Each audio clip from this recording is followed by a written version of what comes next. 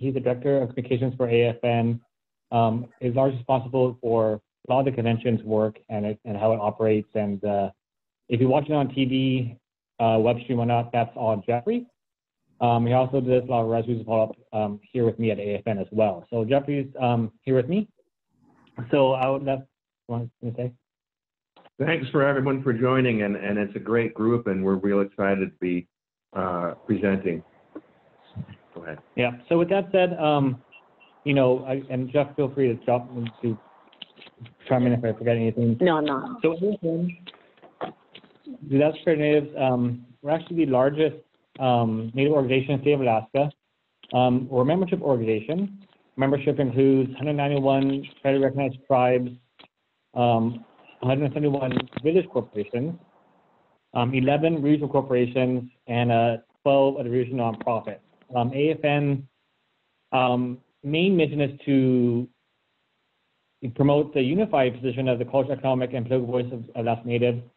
And I'll get into that later on with the resolutions process. But AFN is a staff of 7. We have a 38-member board and 12 committees of AFN, all range from litigation to subsistence to media to elections, and kind of, so that's kind of how the day-to-day operations of AFN. Our annual convention is actually our annual meeting because we are a year-round organization. We work year-round. We work these resolutions year-round. We work committee work year-round. We have active boards, so our annual meeting is actually our annual convention. And I'll just add that, keeping in mind that AFN, the name federation, we are a federation, so we have a lot of organizations. Our membership is made up, and our board representing every region of the state. We're a big state. Villages are far-flung, and geographically and environmentally and business-wise and everything, and subsistence, traditional subsistence hunting and fishing. There are different priorities, and AFN convention is a chance for people to gather and prioritize for the next year. And Ben will get into more details about what the resolutions are. But like you said, it's AFN's annual meeting, and it's always been public. The organization's been meeting for more than 50 years, and so we've always invited observers to come and observe the proceedings. So it's always, and the resolutions is kind of the cauldron where the guidelines for the organization are explored and set for the next year, and the board as well as staff takes direction from those. Mm-hmm. So with that, I'll stop a little bit. Does anybody have any questions about AFN as an organization? We're going through resolutions in the process? No? Okay. So talking about resolutions, AFN, we're a member organization. Our membership, like I said, it's a 30-member board. We have 12 members from the 12 regional corporations, so Sidaska, Chitista, Doyon, Siri, Tugach, all the 12 regional corporations created under AMSCA. Also have a representative from the 12 Alaska Native Claims Settlement. Yeah, Alaska Native Claims Settlement Act. We also have a member or the head on our board from the 12 regional consortiums. So that'll be your organizations such as TCC, Tanachus Conference, Kinghatta Central Council, Kuwarik, Manilik, Aleutian Puyallup Island Association, Arctic Slope Native Association. We also have one member from each region that's elected from the villages and village corporations. So, and those are usually elected per region at the convention. So the resolutions of AFN, as I mentioned, AFN is a membership organization. Every member that's in good standing of AFN could either enter a resolution, amend it, or vote on a resolution. So it's a very open process. It helps create consensus among the organization, among our members. But also for us, it's also a statement of what the membership thinks on a certain issue as well. So we pass on usually between 55 to 60 resolutions a year. Sometimes we end up up to over 100 resolutions. Sometimes we send down to as many as 38 resolutions. Kind of varies year by year. This past year, I think we had 65 resolutions go through, varying mainly from health, safety, wellness, all the way to lands issues to the resolutions you see here were actually submitted through the First Alaskans Areas of Youth Convention. It actually came from the youth. So like I said, every member could kind of vote on the resolutions, amend it, kind of help build consensus among our membership. Also, remember, the resolutions are also not AFN's standing orders to work on each year. They're also a statement of Alaska Natives on a certain issue as well, that all of our members can also work off of as well.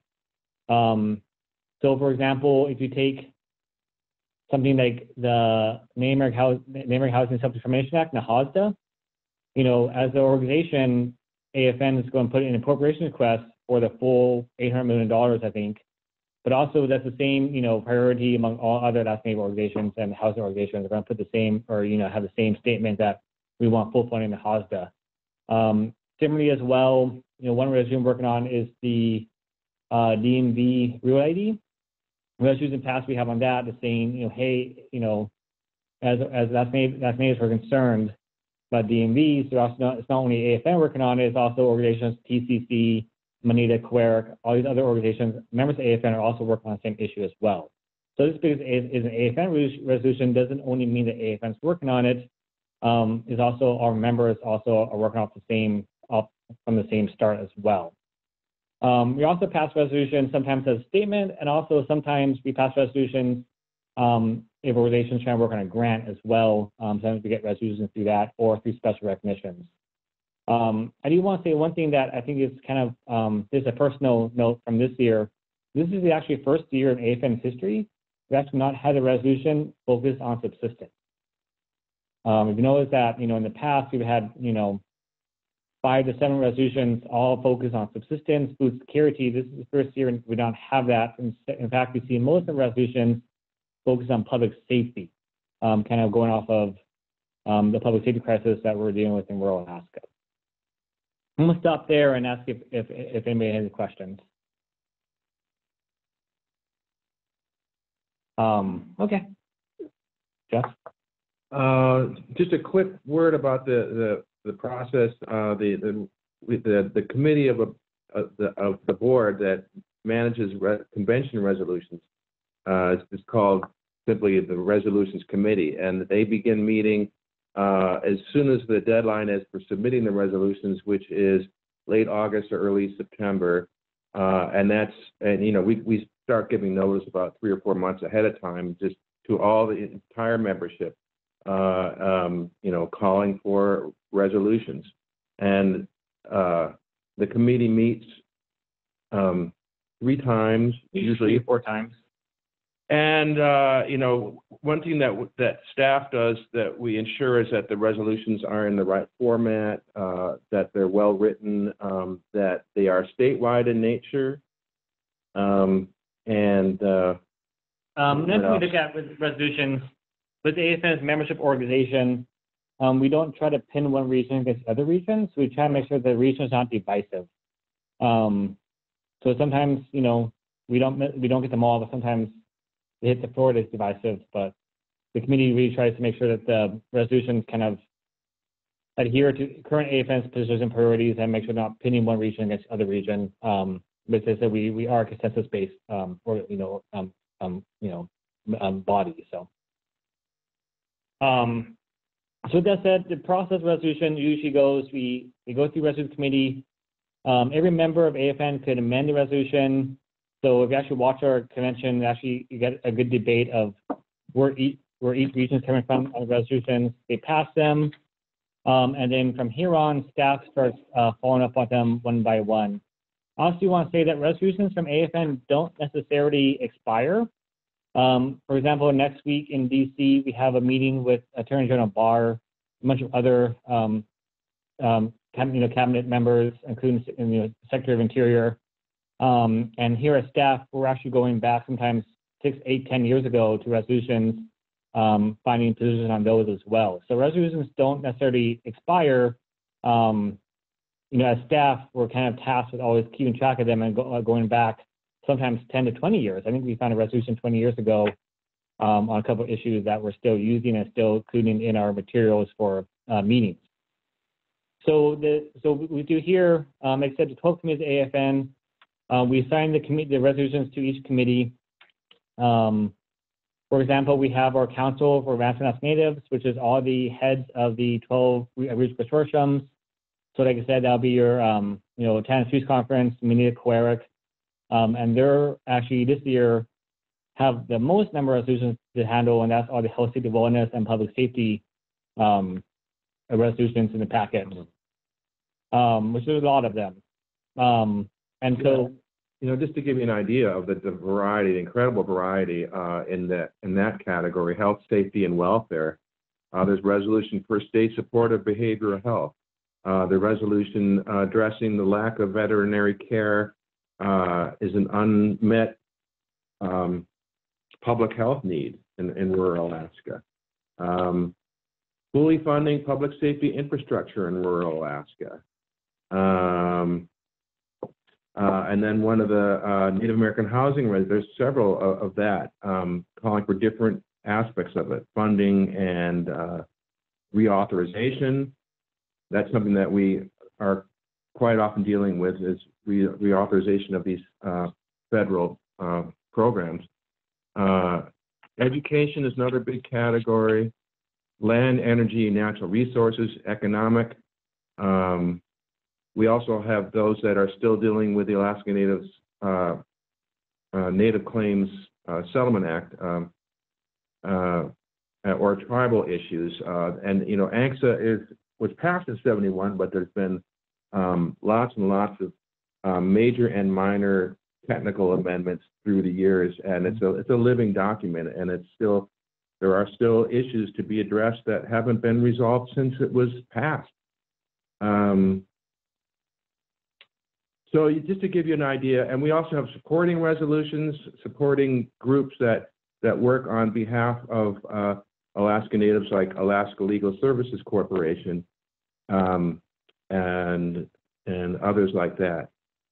So there you go. It's quite a lot to deal with, and they were brought up. Some are passed and blocked, but quite a few are pulled with amendment language or for debate. Yeah. So kind of reaching on the two resolutions that passed this year on climate change. I try to think back. I've handled resolutions on and off at AFN for past, I think, 8 years. Jeff's done a couple years.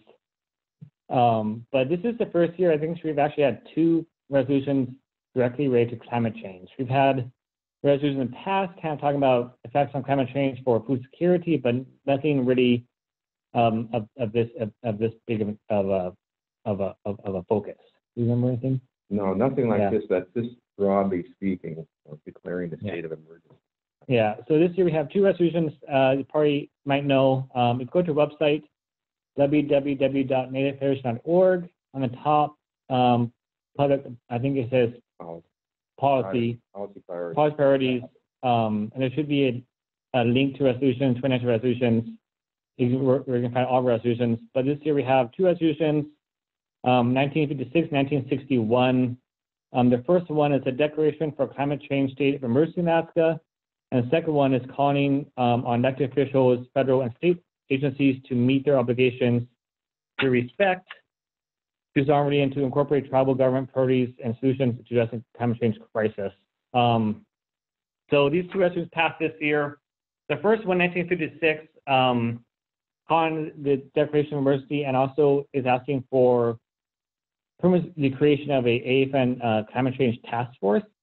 And this is where actually this group could be very helpful.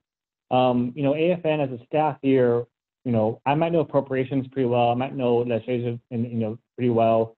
We're not scientists like you. So this is a new realm for us to enter in. So, and one of the things that AFN, that we do with the resolutions, is that resolutions, we work with our partners to make sure that a lot of them are followed up. So we're also for new partners in the resolution process, and the way AFN works is we're always looking for partners to work with.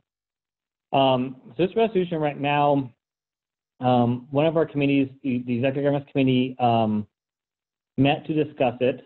As staff right now, we are drafting up a draft charter of the committee, of the task force, and how to be organized. And, you know, if it's okay for me to ask, you know, once Jeff and I get that charter drafted up, we would love to share it with this group to see if there's any, if you guys have any, you know, any recommendations on what we're missing. Like I said, AFN statewide organizations, we're looking at, you know, our membership to kind of to fill the task force. But again, that technical expertise that we don't have, you know, this committee I think would be a great help for us. But we're going to try to get that chartered, and it'll be on our February board meeting. So that's where we're at with that. The next resolution, 1961, that's another thing that we're trying to follow up, have a plan for. You know, one of the long-standing issues with AFN and purpose AFN is to make sure the federal government upholds its obligation to consult with tribes and ANCs. So we've kind of talked a little bit to our Alaska delegation about how we could enforce a plan to, you know, to have climate change as part of discussion and at each meeting we have, or each consultation, or each, you know, charter we have. So this is something that we're trying to figure out. And, you know, also I think this resolution is also a statement on behalf of AFN, of our members, that we're asking our elected officials to, you know, consider climate change and the solutions. Well, and another thing that we call on, and this we tend to do this with a lot of, you know, policy, and that's, you know, having the right to not just be at the table, or not just be consulted and told, but to actually participate in the decision making and in the policy development, whatever it is. Yeah. So, like, for example, one of the issues, you know, AFN works on a number of bills each year. We have ideas and bills that we actually have introduced. You know, in terms of building out stuff, we have what's now called the Invest Act, that's using New York tax credits to help pay for infrastructure to address climate change in rural Alaska. And I think Semakowski just introduced that, I think last week or 2 weeks ago. And that's been an idea that AFN's been around for a long time, using new ideas to address you know, infrastructure and how to adapt to climate change in rural Alaska. So that's where I need right now with these two resolutions. I wish we were further, and we're starting to catch up. So we should know more about February about what, as an organization, what the board wants to do with these two resolutions. Right, and what the membership of the task force is going to be, and whether we have some committees will have non-board members and non-even AFN members serve on those committees. They can't vote, but they're, you know, advisors and whatnot. And some of our task forces are formed to deal with a specific law or court action, and others are broad and you know, all-encompassing. Multi-agency would be like this one is, like the Climate Change Task Force, and I think what we need to hear from you guys is what you need, what would a statewide Native AFN task force mean to you, and so yeah. So like I say, we're not scientists, we're more policy people, and I know appropriations pretty well, but I don't know outside of that. I'm a little lost. Yeah, so Ben, this is John Pierce again, and I think that's a great place to start discussion now, if we can, is sort of how, you know, how we can best communicate with you and you with us. You know, in the second resolution, number 61, it does mention or talk about incorporating tribal government priorities, and that's always something that, especially in the recent past that scientists have been trying to do and trying to figure out the best way to form collaborations or communicate with different groups around the state, communities, and tribal governments to learn about what those priorities are that could be incorporated into science projects, or at least discussions could happen so that we could talk about whether or not that's something that communities want to do, and if we're able to do. And Amy Holman also typed a question similar to this in the chat, which is, could you envision a forum with the science community similar to the AFN Northernmost Security Roundtable? So maybe you could just offer your thoughts on how communication, you think communication should go. Is it something that would take place at AFN annually? I mean, there's all kinds of possibilities, but I'd love to hear your feedback on how we should engage on this topic and other topics. Thanks, Don. This is Jeff.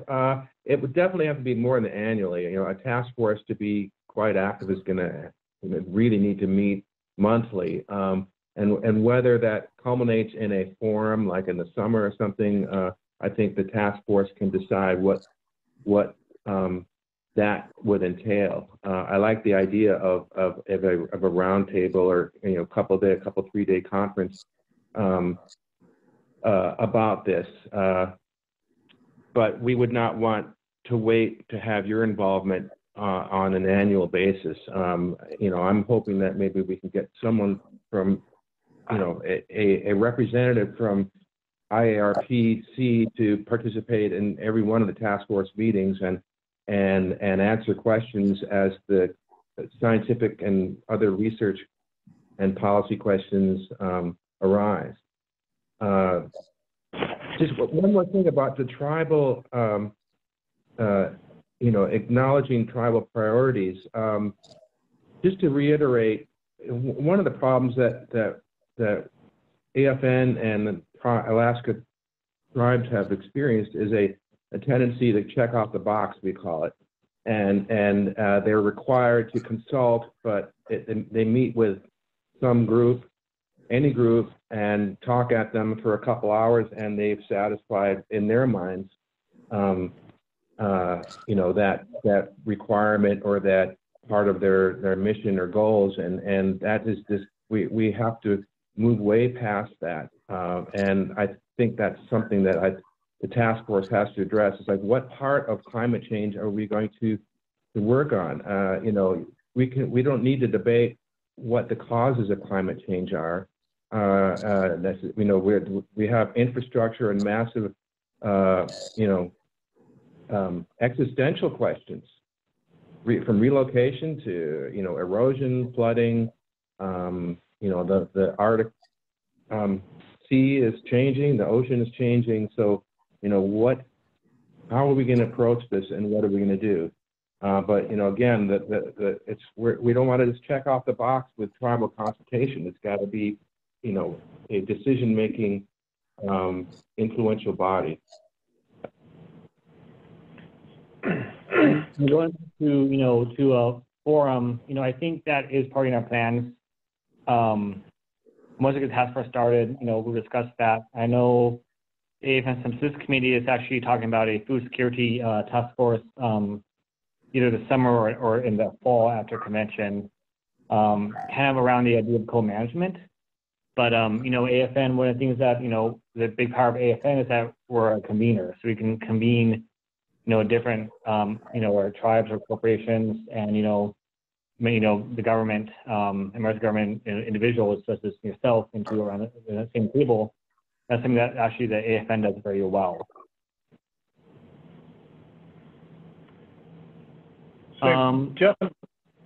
Jeff and Ben, this is Jeff Curry. I'm not a scientist. I work for the Department of Transportation, so I'm more of a practitioner, but I'm also on the Fairbanks North Star Borough Climate Change Task Force, which was established with a specific mission to develop a climate action plan, which we're in the process of developing. Do you have a specific goal or a specific deliverable that you're thinking of at this point, or is this just the acknowledgement that you need to do something? So right now we're just in the first stage, acknowledgement to do something. Staff, we're drafting up some charters, some goals for the committee. for the board to discuss at a February board meeting. That's when we should get direction from the board and see what they want to do. Again, deliverables, where they want to focus on, want to be federal or state policy or both, or so, if you have ideas, we're open to your ideas of what Well, I do have some ideas, and with the borough being a second-class borough, the Fairbanks North Star Borough is pretty limited in what it has policy control over versus what would be a good thing for the community to do. But there's two aspects of a plan. One is a mitigation plan to try to reduce greenhouse footprint. The other is an adaptation plan, which is much more of my personal interest because I see inevitable things regardless. And I'm guessing that's kind of where you're going because you're talking about policies and acknowledgement of specific hazards and risks. Yeah. That could be, but again, we are going to need direction from our board and where we're going to prioritize. I think politically, the adaptation aspect is going to be easier to address on a statewide basis. And we've actually have convened. It was only begun. That was the Emergency Preparedness Task Force. We were dealing with community action plans, and we were meeting with Red Cross and the National Guard was involved. And there's some interesting topics that when the administration changed on the state level, that was put on the back burner. But that's the kind of direction I think that you're sensing that we're going.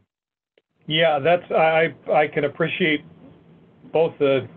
I can appreciate that. I was going to say, as you were describing that sounds like like a good first step, good direction, and then just to look at it from a climate change perspective.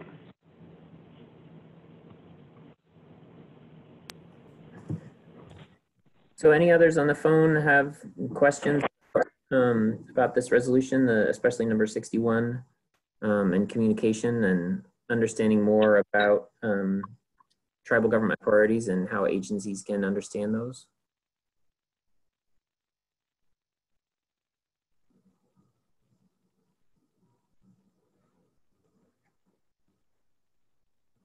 I think there's a question from Renee, other additional tribal task force. I think the Cruises of the Nine and Shrewsbury will work with NCAI's counter-trace task force.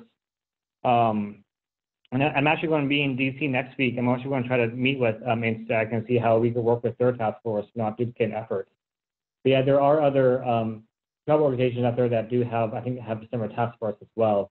For example, NCI, which is the National Congress of American Indians, which is the national organization.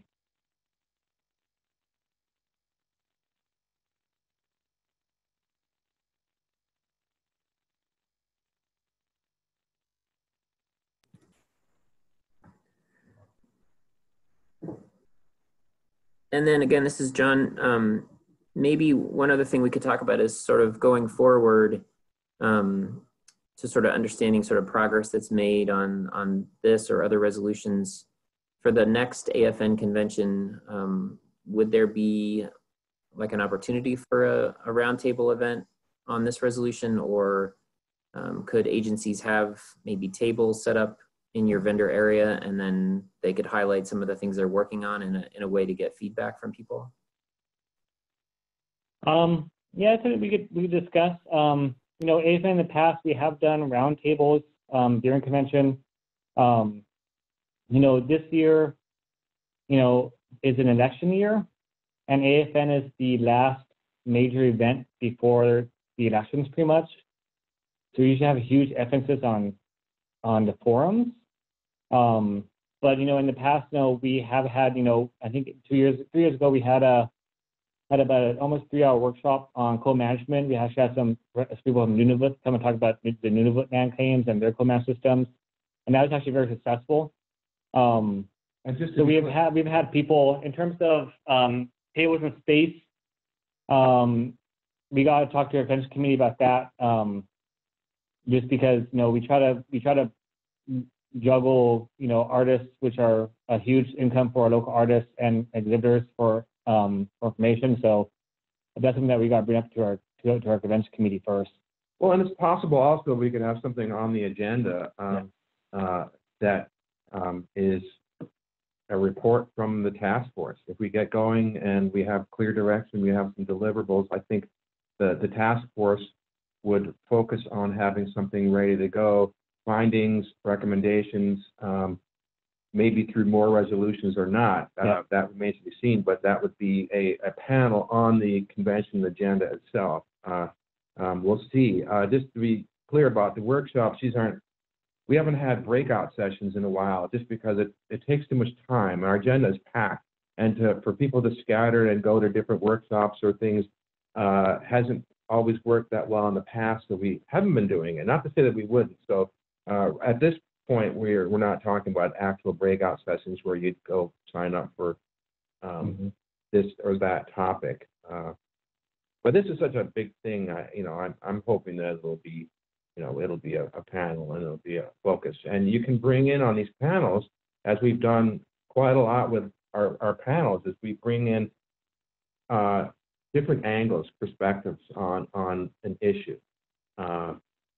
That seems to be working best. Another thing with resolutions too, both resolutions came from FAI, Forest Institute, so we're also been coordinating with them and see what we could do with their conference as well. That was some youth. But in terms of a breakout panel, I think that's something that I think would be incredible. It has been incredibly useful in the past, and I think it will be incredibly useful for this situation as well. So I was going to say panels too. But also, like I said, this year is a big emphasis on elections, like always for election year for AFN. Maybe as the task force gets going, or as we get going as an organization, as a board, where they want to go, maybe we could put our emphasis on climate change into how we address our candidates in terms of forums as well. So, we have, right now we have a lot of room to move around in.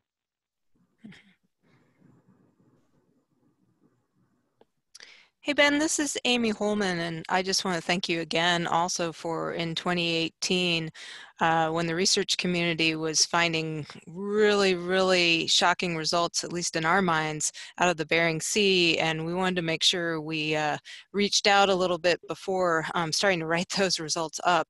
It was very gracious of AFN to give us a room and a couple hours to be available to talk with folks.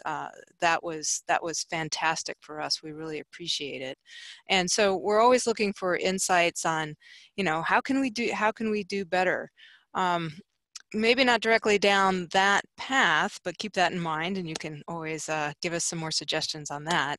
But I was thinking back about some of the resolutions from prior years, and for instance, since I'm an emergency response junkie, 17.2 from 2017 related to the FEMA policy and slow moving disasters and melting permafrost. Are there any other resolutions that come to your minds that you really think the scientific community might want to look at? And then if so, and say we found something that was like, wow, the IARPIC community found something, or this team, this coastal community team found, what's the best way for us to move forward if we find something interesting? That's the question, and actually, I remember that was a 17.2 from FEMA. Is there anybody here from FEMA on the line? No? FEMA is a tough organization to work with. Just want to put it out there. Yeah, if there's other resolutions out there, not top of my head right now, I think we have a couple resolutions on the Wisconsin community might be able to help out with Israel subsistence, food security. I could look at some of those. But if you see resolution, staff, we're always working with other partners.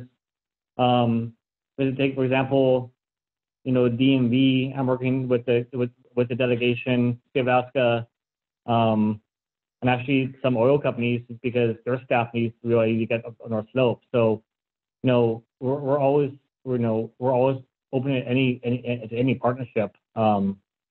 And as staff here, we're open to any idea and working with on these issues. So, and I said, resolutions never die for us. So we're putting resolutions from 10 years ago with for our meeting next week with the DOJ. And we're actually working a couple of them with the Justice Center as well. So they come and go, but we're always here to talk to them and work with them people. I think that would be also one of the first tasks we would do for the new task force is to go through all of our resolutions and just sort of gather them and see what's been done on them and what progress has been made. But if you'd like, we could go back through, because that 17.2, that's a good one. That's a good example of the many perspectives on climate change. It's easy to say. I think it's easy to declare a climate change emergency. Anyone can do that. It wasn't easy for AFN too, but it's there. And but melting permafrost, I mean, that affects so many things. We're talking military, oil and gas industry, communications, transportation. 80% of the landmass is permafrost and it's melting. So, what are we going to do? And this is where I think, this organization comes in handy, or, it's a great opportunity for us because, for example, one thing I'm working on with resolutions, and the Energy Committee is looking through the past 10 years of work for ANSCA amendments and try and put that into one bill, right? So, I know that side, but, where your guys' expertise and where science could, meet policy, sometimes, as staff here at AFN, we don't quite see it. So having your expertise and pointing out to us, is incredibly valuable for us. And, we're open to anything. And the other thing that we do, we work very closely with the congressional delegation and with the state government. And so if we go back, look at the previous resolutions, we can see what legislation has been proposed or passed that deals with that specific issue, so we can go back and track those too. I think would that be helpful for you guys? And for example, with staff here at AFN, like Jeff and I, daily on a docket of stuff, we have 50 or 20 bills we see, in Congress that we're just passing through, or we're continuing tracking. So especially, appropriations or everything it needs to be authorized. We're constantly tracking that stuff.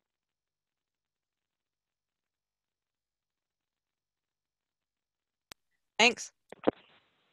Hey, this is Nakush. Can you guys hear me? Yes. Yes. Okay, good. I tried to chime in earlier, but it wasn't working.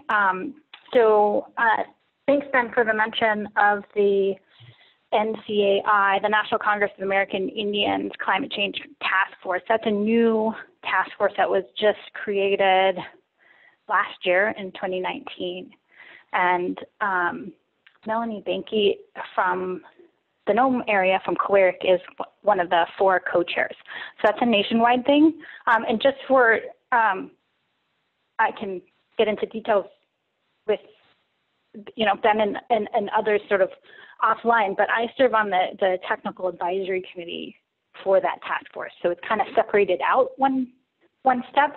And so the role of the technical advisory committee is to, and this might be helpful in this context, as you're thinking about how to set up a potential, a committee within AFN, is that there's a group of technical experts that then review. So our role in part is to review the resolutions that come in from sort of nationwide NCAI and provide those comments and a recommendation to the chairs of the task force.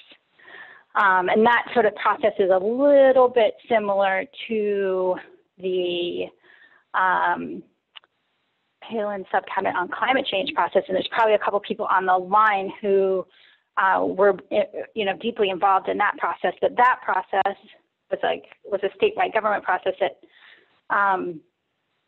many of you are probably familiar with. But they also had working groups, and a lot of the sort of technical science expertise was centered on these working groups.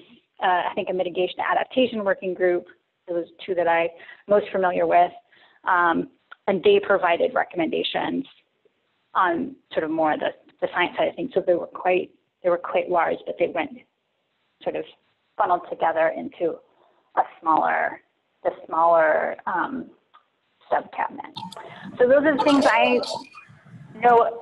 Those are the things I know about. I think Renee had a question on here about other Arctic places, SAMI, Russian Native organizations. I'm not familiar with any specific climate change specific efforts sort of internationally, but there's a lot of climate change is linked to so many things and impacts so many different priorities that really it can be brought into a lot of things. And that would be my other comment about AFN resolutions. I do think there have been a few other specific climate change resolutions in AFN, but not a ton. But a lot of the issues that are discussed, like food security, public safety, like climate change is one of those overlays that goes and adds another lens onto how you look at those different things. So I'll stop there.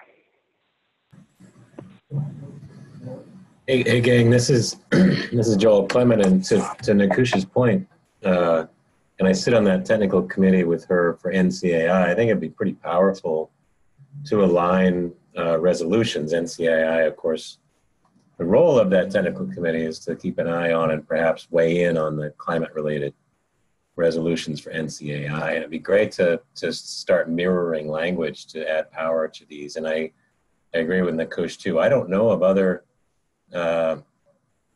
climate-related task forces around the Arctic that are this formal. And I think building out these resolutions with some similar language could lead to an ICC-wide set of resolutions. They may be the ones who have something, or maybe something for the Sami, or I doubt we'll get anything out of Russia, but I do think solidifying the language, repeating it over and over could lead to some really cool opportunities around the Arctic, to Nakush's point.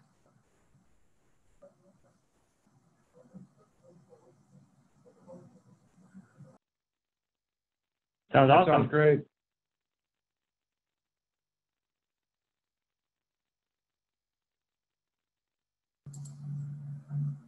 Any more questions for Ben? Like I said, we're kind of, just getting started with this resolution process. So, we have more guidance on board in February. But well, you've taken a giant leap forward with these. It's really great, and I think there's some opportunities to amplify it throughout the region.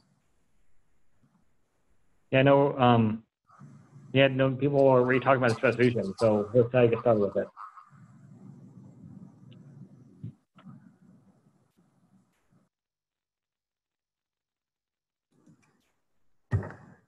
Well, this is John Pierce. Any other final questions or thoughts? We have about 5 minutes left in the call. Just want to see if anyone else has any questions.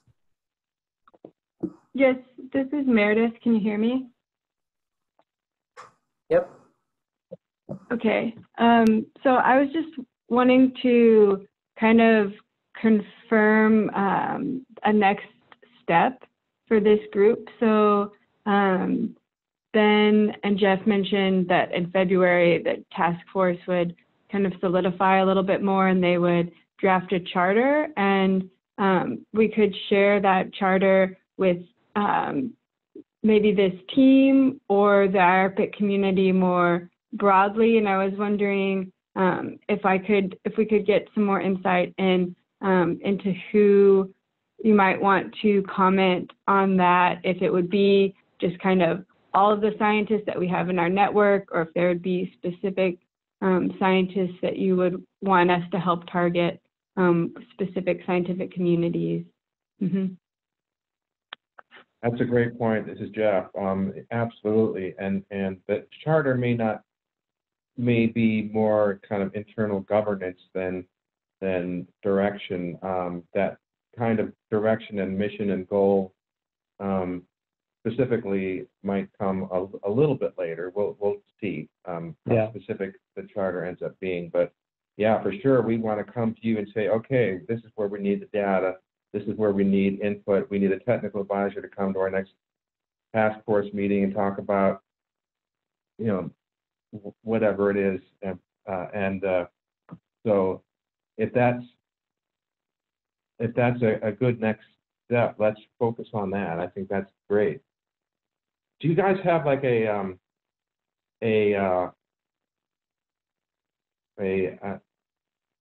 what do you call it? Information clearinghouse kind of aspect, or what do you have as the group? Something online?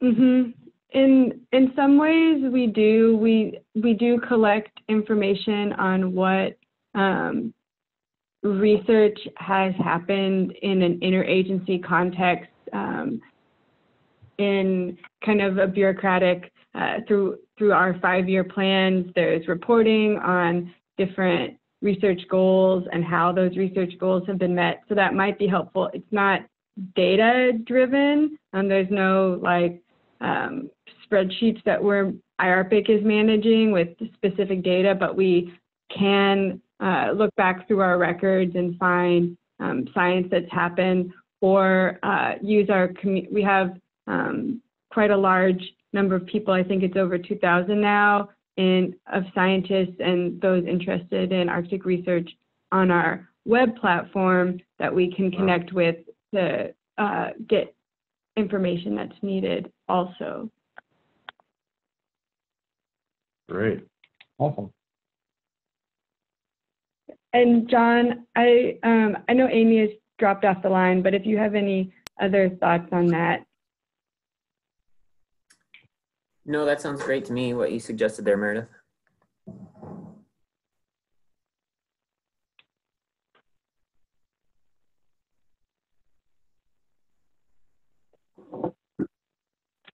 Okay, great.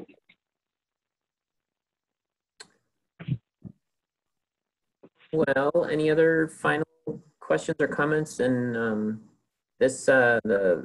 the discussion here will be posted later on the IARPIC page, so folks can go back and look at comments if they need to, or get more information that way. And we will be having another meeting in another month or so, and we'll post that again to the IARPIC web space and send it around to folks for your information, so you can check back there to see what the topic will be next month or so. And thanks again to everyone who joined, especially those from AFN, for bringing all the information for us to hear today.